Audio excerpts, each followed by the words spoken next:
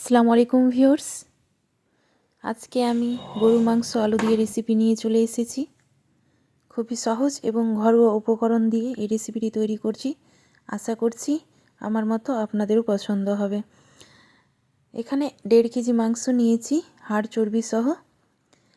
আদা, রসুন, মরিচ বাটা, পেঁয়াজ কুচি, লবণ, হলুদ, কাশ্মীরি লঙ্কার গুঁড়ো, তেজপাতা এবং তেল দিয়ে উপকরণটিকে ভালো করে মিশিয়ে নিচ্ছি। এবার গ্যাসের ফ্লেমটাকে অন করে এটা চাপিয়ে দিয়ে জিরে বাটা দিয়ে দিচ্ছি। দিয়ে মাংসটা 30 থেকে 45 মিনিট ভালোভাবে কষিয়ে নেব। কষানো হয়ে গেলে ধনিয়া গুঁড়ো দিয়ে আর কিছুক্ষণ নাড়াচাড়া করে আলুটা অ্যাড করে দেব। এবার পরিমাণ মতো গরম জল দিয়ে দিচ্ছি মাংসটা সিদ্ধ হওয়ার জন্য এবং ঝোলের জন্য। দিয়ে ঢাকা দিয়ে রেখে দেব।